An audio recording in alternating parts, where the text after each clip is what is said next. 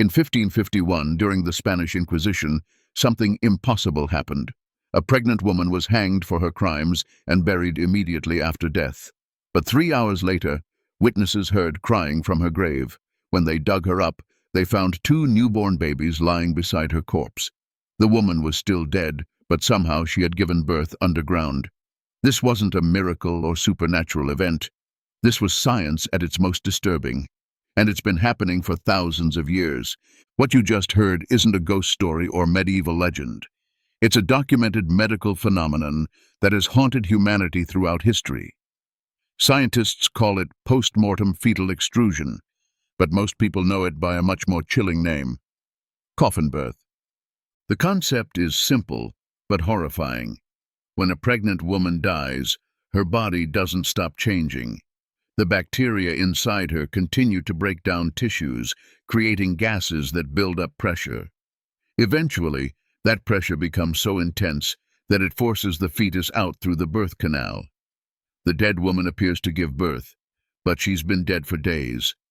To understand how this happens, we need to look at what occurs inside a body after death. The moment circulation stops, bacteria that normally live in the intestines begin to spread throughout the body.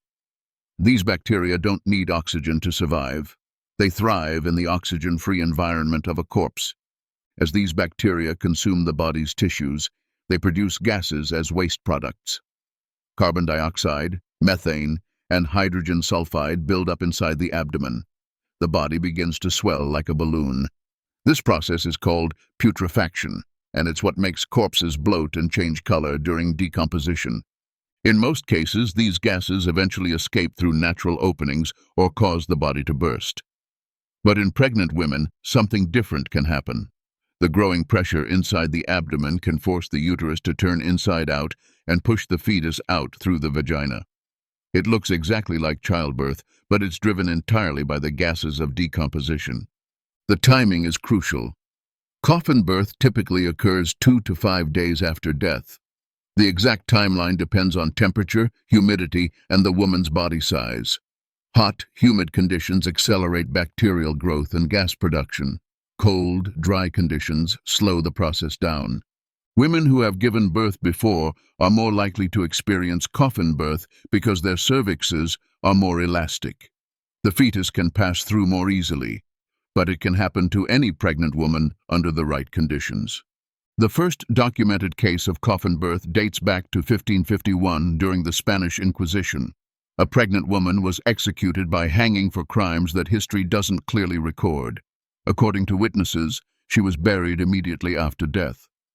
But 3 hours later, people passing by the grave heard what sounded like crying. When they excavated the grave, they found the woman's body exactly as it had been buried. But lying beside her were 2 newborn babies. The woman had been carrying twins, and the pressure from decomposition had forced both fetuses out of her body. The babies were dead, but the sight of them lying next to their mother's corpse terrified everyone who saw it. This case became famous throughout Europe, spreading fear about the possibility of women giving birth after death. But it wasn't an isolated incident. Similar cases were documented across the continent over the following centuries. In Brussels in 1633, a woman died during her pregnancy and was buried in the local cemetery. 3 days later, grave diggers discovered that her body had expelled a fetus. The fetus was found between her legs, connected by an umbilical cord that was still intact. The case in Weissenfels in 1861 was even more disturbing. A pregnant woman died and was buried in the town cemetery. 60 hours after her death, cemetery workers heard sounds coming from her grave. When they dug her up, they found that a fetus had been expelled from her body. The fetus was partially mummified, indicating that the birth had occurred sometime between her death and the discovery. These historical cases weren't just curiosities. They had real consequences for the families involved. In medieval Europe, the birth of a child after the mother's death was often interpreted as a supernatural event. Some saw it as a miracle, while others viewed it as a sign of demonic possession. The Catholic Church struggled to determine whether these posthumously born children should be baptized. They were technically alive at the moment of birth, but they were also products of a process that many considered unnatural. The theological implications were debated for centuries. But coffin birth wasn't just a medieval phenomenon. Modern archaeology has revealed evidence of the practice dating back thousands of years.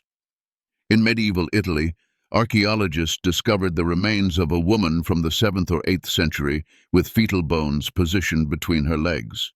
The arrangement clearly indicated coffin birth, likely during one of the plague outbreaks that swept through Europe during that period. Similar archaeological evidence has been found across the globe. Excavations in Kingsworthy, England, revealed a medieval burial with clear signs of postmortem fetal extrusion. Sites in Neolithic Germany, medieval Denmark, and early Christian Ireland have all yielded evidence of coffin birth. These archaeological discoveries are crucial for understanding the historical prevalence of the phenomenon. They show that coffin birth wasn't just a rare occurrence documented in medical texts. It was a regular part of human experience throughout history, affecting women across different cultures and time periods. Now here's where you need to hit that subscribe button, because what modern forensic science has discovered about coffin birth is even more disturbing than the historical cases. The first modern forensic documentation of coffin birth occurred in Hamburg in 2005. A woman in her 8th month of pregnancy died from a heroin overdose. When her body was discovered 4 days later, investigators found that a fetus had been partially expelled from her body. The case was thoroughly documented by forensic scientists, providing the first detailed scientific analysis of the phenomenon in modern times. The Hamburg case was significant because it occurred despite modern embalming practices. Most bodies today are embalmed with formaldehyde, which stops bacterial growth and prevents the gas buildup that causes coffin birth. But this woman's body hadn't been embalmed immediately after death, allowing the natural decomposition process to continue. The forensic analysis revealed exact details about how coffin birth occurs. The gases produced by bacteria create pressure inside the abdomen that can reach several times normal atmospheric pressure. This pressure forces the uterus to prolapse, turning it inside out and pushing the fetus through the birth canal. The process is mechanical, not biological.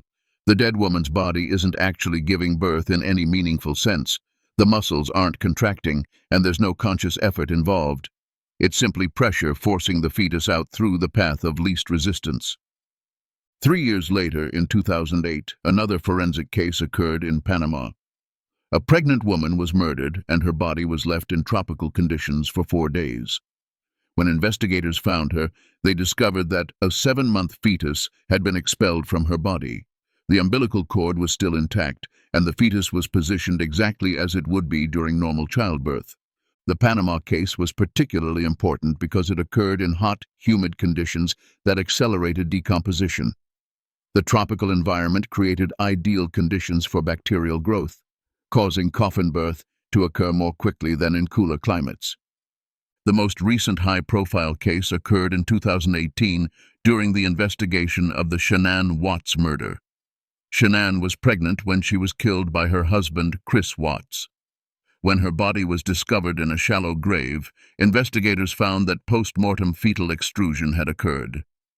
The 15-week fetus had been expelled from her body during decomposition. The Watts case brought coffin birth into the public consciousness for the first time in decades. The forensic evidence was crucial in understanding the timeline of the murders and the conditions under which the bodies were buried. Modern forensic scientists study coffin birth cases to improve their understanding of decomposition timelines. The phenomenon provides valuable information about how long a body has been dead and the environmental conditions it was exposed to after death. The timing of coffin birth is particularly useful for forensic investigators. Because the phenomenon occurs predictably, 2 to 5 days after death, it can help establish time of death in cases where other evidence is unclear. The condition of the expelled fetus can also provide information about the pregnancy stage and the woman's health at the time of death. But distinguishing coffin birth from other post-mortem changes requires careful analysis. Forensic scientists must examine the position of the fetus, the condition of the umbilical cord, and the state of the mother's reproductive organs. The fetus is typically found head down, positioned exactly as it would be during normal delivery. Archaeological cases present additional challenges. Ancient remains don't preserve soft tissues, so investigators must rely on the positioning of bones to determine whether coffin birth occurred. The fetal skeleton must be found in a specific position relative to the mother's pelvis to confirm the diagnosis. The key indicators are the orientation of the fetal skull and the position of the bones relative to the mother's birth canal.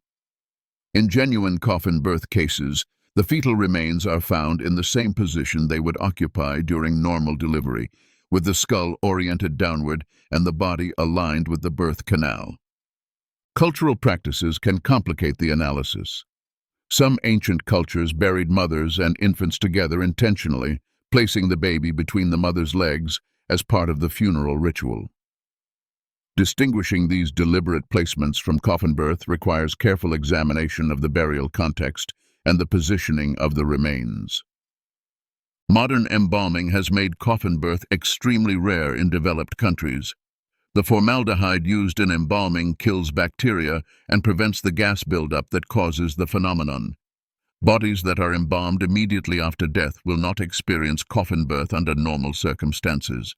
However, the phenomenon still occurs in parts of the world where embalming isn't standard practice. In areas with limited access to modern funeral services, pregnant women who die may still experience coffin birth if their bodies aren't preserved properly. The scientific understanding of coffin birth has evolved significantly over the past century. Early researchers believed that the phenomenon was caused by the fetus continuing to grow after the mother's death. We now know that this is impossible. The fetus dies when the mother dies, and what appears to be birth is actually the mechanical expulsion of a dead fetus by decomposition gases. This understanding has important implications for forensic science.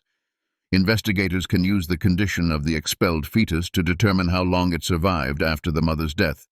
In most cases, the fetus dies within minutes of the mother's death, providing a clear timeline for the investigation. The psychological impact of coffin birth on families and investigators cannot be understated. The sight of a dead woman who appears to have given birth is deeply disturbing, even when the scientific explanation is understood. Many forensic investigators report that coffin birth cases are among the most difficult they encounter. For families, discovering that a deceased loved one has experienced coffin birth can be traumatic. The phenomenon challenges fundamental assumptions about death and the body's behavior after death. Many families struggle to understand how their loved one could appear to give birth while dead. The historical fear of coffin birth contributed to the development of modern funeral practices. The desire to prevent the phenomenon was one of the reasons why embalming became standard practice in many cultures. The preservation of the body's appearance became important not just for viewing purposes, but to prevent disturbing postmortem changes. Today, coffin birth serves as a reminder of the complex biological processes that continue after death. The human body doesn't simply stop functioning when circulation ceases. Bacterial activity, chemical reactions, and physical changes continue for days or weeks after death. Understanding these processes is crucial for forensic scientists, archaeologists, and medical professionals. Coffin birth is just one example of how death affects the human body in ways that aren't immediately obvious. Other postmortem phenomena include rigor mortis, livor mortis, and various stages of decomposition. The study of coffin birth also highlights the importance of proper death certification and funeral practices. In cases where the phenomenon occurs, it's crucial to document the circumstances carefully to avoid misunderstandings about the cause of death or the timeline of events. Modern technology has provided new tools for studying coffin birth and other postmortem phenomena. Advanced imaging techniques can reveal the internal structure of ancient remains, helping archaeologists identify cases that might not be obvious from surface examination. Genetic analysis can also provide information about coffin birth cases. DNA extracted from ancient remains can confirm familial relationships between mother and fetus, ruling out the possibility that the bones were placed together deliberately as part of burial practices. The forensic applications of coffin birth research extend beyond individual cases. Understanding the phenomenon helps investigators develop better methods for estimating time of death and interpreting crime scenes. The knowledge gained from studying coffin birth contributes to the broader field of forensic taphonomy, which examines how bodies change after death. But there's something about coffin birth that forensic scientists don't want you to know, something that changes everything about how we understand death itself. Recent research has revealed that the phenomenon isn't as rare as previously thought. In fact, it may be happening far more often than anyone realized. The problem is that modern funeral practices are hiding the evidence.